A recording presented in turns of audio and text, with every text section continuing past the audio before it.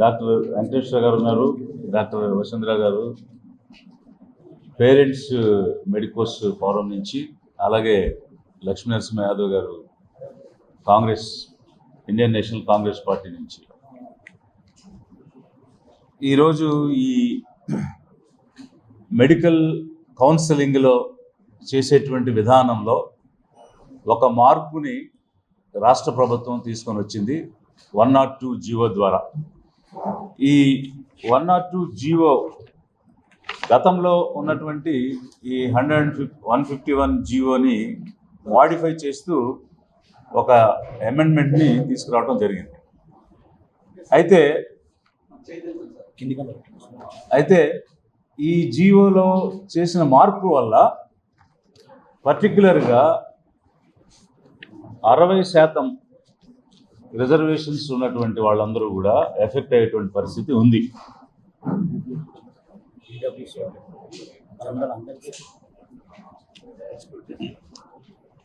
ఎందువల్ల ఈ ఎఫెక్ట్ ఉందంటే,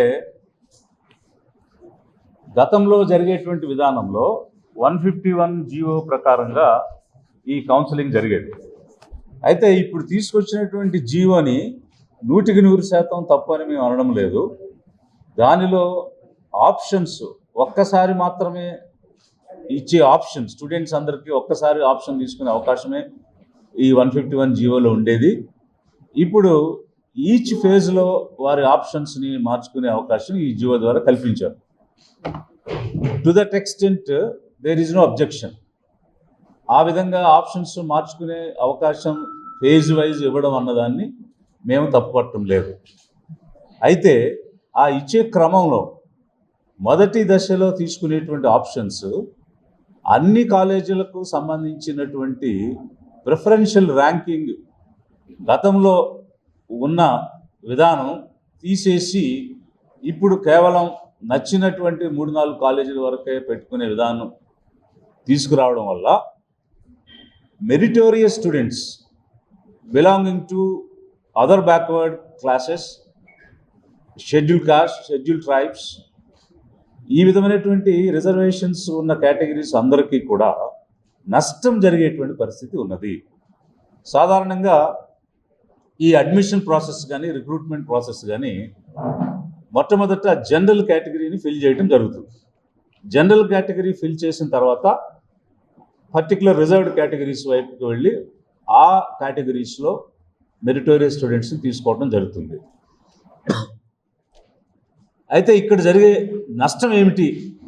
మేము ప్రతిసారి ఆప్షన్స్ మార్చుకునే అవకాశం కొత్తగా ఇచ్చాము, స్టూడెంట్స్కి మేలు చేయడానికి ఇచ్చాం కదా, అలాంటి దాన్ని మీరు ఏ విధంగా తప్పుపడతారు అనేటువంటి వాదన ప్రభుత్వం చేస్తుంది. మేము మళ్ళీ ఆప్షన్స్ మార్చుకునే విధానం తప్పుపట్టడం లేదు. కానీ ఆప్షన్ ఇచ్చేటప్పుడు అన్ని కాలేజీలని ప్రతి స్టూడెంట్ ఆప్ట్ చేయడం అన్న క్లాజ్ తీసేయడాన్ని తప్పుపడుతుంది. ఇక్కడ ఈ 102 జీవోలో వారు ఇచ్చినటువంటి అమెండ్మెంట్లో ఆల్ కాలేజెస్ అని గతంలో ఉన్నటువంటి దాన్ని ఇక్కడ తీసేయడం జరిగింది. దీనివల్ల ఏ విధంగా నష్టం జరుగుద్ది? గతంలో జరిగేటువంటి ప్రాక్టీస్ కనుక ఒకసారి చూస్తే, ఫర్ ఎగ్జాంపుల్ ఈ విధంగా జనరల్ పూల్ అడ్మిషన్స్ జరిగినప్పుడు అన్ని బాక్సెస్ కూడా ఫిల్ అవుతాయి. ఏ విధంగా ఫిల్ అవుతాయంటే, సే ఫర్ ఎగ్జాంపుల్ 50% జనరల్ కేటగిరీకి ఇస్తారు. అందులో all are eligible, SC, ST, OBC, OC అందరూ కూడా ఎలిజిబుల్ అయిన వాళ్ళు వాళ్ళ మెరిట్ని బట్టి, వాళ్ళ ర్యాంక్ని బట్టి ఒక్కొక్క స్లాట్ ఫిల్ అవుతూ వస్తారు. వచ్చిన తర్వాత ఈ జనరల్ పూల్లో సెలెక్ట్ అయిన రిజర్వ్డ్ క్యాండిడేట్స్కి వారు కోరుకున్న కాలేజీ రాకపోవచ్చు. ఎందువల్ల అంటే ఆ జనరల్ పూల్లో వచ్చిన ర్యాంక్ని బట్టి ఆ రోజు అవైలబుల్గా ఉన్న కాలేజే వారికి దొరుకుతుంది.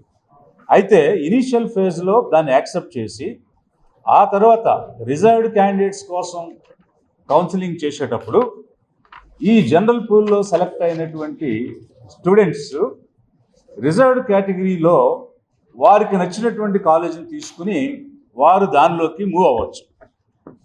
ఇప్పుడు ఈ బాక్స్ చూస్తే ఫస్ట్ బాక్స్లో అందరూ సెలెక్ట్ అయ్యారు, ఈ బాక్స్లో జనరల్లో వచ్చిన రిజర్వ్డ్ క్యాండిడేట్స్ వాళ్ళ పర్టికులర్ కేటగిరీలోకి మూవ్ అవడం వల్ల ఈ జనరల్ పూల్లో కొన్ని వేకెన్సీస్ వచ్చాయి. ఈ విధంగా వచ్చిన వేకెన్సీస్ని ఏ క్యాండిడేట్ అయితే ఖాళీ చేశాడో, ఏ కేటగిరీ క్యాండిడేట్ ఖాళీ చేశాడో ఆ కేటగిరీకి చెందిన క్యాండిడేట్తోనే ఆ బాక్స్ నింపాలి. ఇంతవరకు జరిగిన విధానం ఇది. కానీ ఇప్పుడు తెచ్చినటువంటి జీవో వల్ల ఏం జరుగుతుందంటే, జనరల్ పూల్లో సెలెక్ట్ అయ్యే అవకాశం ఉన్న ఒక ఓబీసీ తాను కోరుకున్న కాలేజ్ ఆ జనరల్ కేటగిరీలో దొరకనప్పుడు ఓబీసీ కేటగిరీలో దొరికే కాలేజీకి వెళ్ళిపోతాడు. అలా వెళ్ళిపోయినప్పుడు మరొక ఓబీసీ ఈ అడ్మిషన్ పొందే అవకాశం కోల్పోతాడు. అంటే ఎవరో చేసే తప్పుకి మరెవరో శిక్ష అనుభవించేటువంటి పరిస్థితి వస్తుంది. అలా జరగకుండా ఉండాలంటే ప్రభుత్వం అప్రమత్తంగా ఉండి ఒక లెవెల్ ప్లేయింగ్ ఫీల్డ్ అనేటువంటిది ప్రతి ఒక్కరికి అందే విధంగా చేయాలి. అలా చేయడంలో ఈ జీవో ద్వారా లోపం జరుగుతుంది. అందుకోసం మేము ఈరోజు నేరుగా సెక్రటరీని కానీ ఆనరబుల్ చీఫ్ మినిస్టర్ కానీ ఈ స్టేజ్లో మేము తప్పుపట్టడం లేదు. ఎందుకు తప్పుపట్టడం లేదంటే, మీరు మరింత వెసులుబాటు ఇవ్వాలని, మరిన్ని అవకాశాలు ఈ స్టూడెంట్స్కి ఇవ్వాలని ఫేజ్ వైజ్ ఆప్షన్స్ మార్చుకునే అవకాశం ఇచ్చారు. అంతవరకు మాకు ఎలాంటి అబ్జెక్షన్ లేదు. కానీ మొదటి దశలో ఆప్షన్స్ పెట్టేటప్పుడు all eligible candidates, all eligible కాలేజెస్ని ఖచ్చితంగా వాళ్ళ ప్రిఫరెన్షియల్ ర్యాంకింగ్లో ఆప్ట్ చేసి తీరాలి. ఆ పదం 151 జీవోలో ఉన్నది, అది వీరు 102 జీవోలో ఒమిట్ చేశారు. అది తప్పు. ఒకవేళ మీరు మంచి ఆలోచనతోనే చేసుండి కింద వాళ్ళు ఏదో పెట్టిన ప్రపోజల్ని మీరు ఇన్అడ్వర్టెంట్గా అప్రూవ్ చేసుంటే, మేము ఈరోజు ఈ ఫోరం నుంచి రిక్వెస్ట్ చేస్తున్నాము, లిబరేషన్ కాంగ్రెస్ పార్టీ నుంచి, అలాగే పేరెంట్స్, మెడికోస్ పేరెంట్స్ అసోసియేషన్ నుంచి డాక్టర్ వెంకటేశ్వర గారు, డాక్టర్ వసుంధర గారు, అలాగే లక్ష్మీనరసింహ గారు, మేమందరం కలిసి ఇప్పుడు ఈ స్టేజ్లో మేము రిక్వెస్ట్ చేస్తున్నాము, అమెండ్ చేయండి జీవోని. ఒకవేళ మీరు అమెండ్ చేయకుండా ఈ నష్టం కలగడాన్ని మీరు కంటిన్యూ చేశారు అంటే దీని వెనక ఏదో కుట్రకోణం ఉంది అన్నటువంటి పరిస్థితి వస్తుంది. కుట్రకోణం ఉంటే దాన్ని వెలికి తీసి దానిని ప్రజల సమక్షంలోకి తీసుకొని వెళ్ళి ఈ కుట్ర ఏమిటి, ఈ రాజకీయ దృక్పథం ఏమిటి అన్నది ఖచ్చితంగా ప్రజాక్షేత్రంలోకి తీసుకొని వెళ్ళి మేము అవగాహన ఇస్తాము, పోరాడుతాము, ఖచ్చితంగా మార్పు కోసం మేము అడుగుతాం. అందుకనే ఈ స్టేజ్లో మేమేమంటామంటే, మొదటి దశలో మీరు తీసుకునేటువంటి ఆప్షన్స్లో every candidate must rank all the eligible colleges in his her preferential ranking. అది కనుక జరిగితే ఏమవుతుందంటే, మొదటి దశ కౌన్సిలింగ్లో జనరల్ కేటగిరీలో ఎలిజిబిలిటీ ఉన్నటువంటి అందరూ ఓబీసీలు, అందరూ ఎస్సీ ఎస్టీలు ఒక అడ్మిషన్ పొందే అవకాశం ఉంటుంది. ఆ విధంగా మెరిటోరియస్ స్టూడెంట్స్ జనరల్ కేటగిరీలోకి వచ్చిన తర్వాత రెస్పెక్టివ్ రిజర్వ్డ్ కేటగిరీస్ చేసినప్పుడు వీళ్ళ ఆప్షన్ ప్రకారం కాలేజ్ కావాలనుకున్నప్పుడు వీరు కనుక అక్కడికి మూవ్ అయితే, అక్కడ ఎంతమంది అయితే మూవ్ అయ్యారో అంతమందిని ఆ ఓబీసీలు అయితే ఓబీసీలు, ఎస్సీలు అయితే ఎస్సీలు, ఎస్టీలు అయితే ఎస్టీలు ఆ రిజర్వ్డ్ కేటగిరీ నుంచి తీసుకోవడానికి అవకాశం ఉంటుంది. దీనివల్ల సమన్యాయం అనేది జరుగుతుంది. Right to equality, right against protection of discrimination, ఇవన్నీ కూడా మనం చేసిన వాళ్ళు అవుతాము. All India Institute of medical sciences కూడా ఈ విధమైనటువంటి రూల్స్ చాలా స్పష్టంగా ఇచ్చింది. దానిలో చాలా స్పష్టంగా చెప్పారు వారు, మొట్టమొదట జనరల్ అన్రిజర్వ్డ్ పోర్షన్ని మీరు కంప్లీట్ చేయాలి. కౌన్సిలింగ్ ప్రాసెస్లో seats to be filled by open unreserved competition first అని ఆల్ ఇండియా సర్వీస్ రూల్స్లో కూడా, all India Institute of Medical Science రూల్స్లో కూడా చెప్పారు. అది చెప్తూ ఆ తరువాత reservation candidates like SC, ST, OBC will be counseled to fill up the seats earmarked for them in respective categories after completing the unreserved categories, that is general category అని చాలా స్పష్టంగా ఎయిమ్స్ ఇచ్చినటువంటి రూల్స్లో కూడా ఉన్నవి. సో దీని యొక్క క్లుప్తమైనటువంటి సారాంశం ఏమిటంటే, మీరు ప్రతి స్టేజ్లోనూ ఆప్షన్స్ మార్చుకునే అవకాశం ఈ మెడికల్ స్టూడెంట్స్కి ఇచ్చారు. దాన్ని మేము తప్పుపట్టడం లేదు, అది మీరు కంటిన్యూ చేయొచ్చు.